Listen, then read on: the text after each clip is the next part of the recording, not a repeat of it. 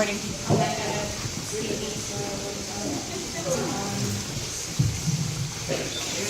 so my story starts with my parents. They were raised in a Catholic church. My father, the altar boy, and my mother in the back row, chewing her gum and getting slapped all over every Sunday. But still, with their awareness of the church scene, they didn't drug us to that same existence. However, my parents did make sure that we were baptized, and fortunately they raised us in an environment where it was okay to find out about new things. So growing up, I've always been curious and I asked questions, but never truly got the answer that I needed to satisfy my quest. I believe very specific people were strategically placed in my life.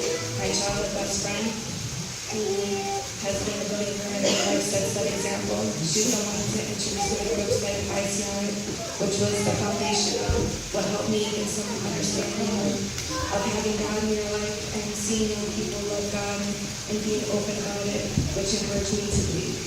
I think I was around, I'm not sure, 13 when I believed Jesus was my Savior, and I confessed my sins to God, received His forgiveness, and chose to live a life that pleased God.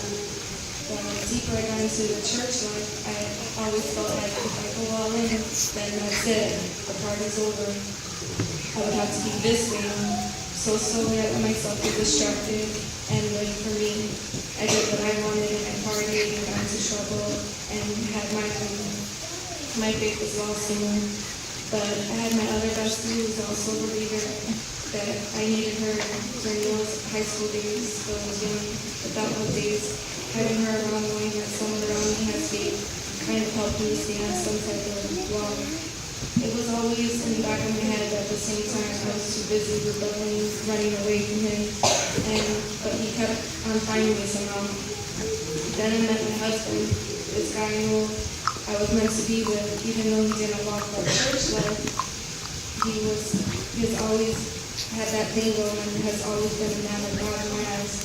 Together, we always visualize that perfect church where we can't find anything good about it, where it fits us, and together we always visualize that perfect church where we can't find anything bad about it, where it fits us, and finally having our daughter, we decided that as a family we need to go to church. So after knowing that Eric has had his own church for a while, I finally decided to come visit, and we fell in love instantly. We couldn't have found a better match for our family, and I thank you guys for being just the way you guys are, real and beautiful. I've always had people in my life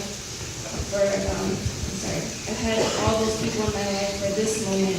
God has been commanding me for a long, long time, and I surrender. Here I am. God's will is for me to be a servant, and I want to obey Jesus. I am taking my old self dead. I am no longer running without me.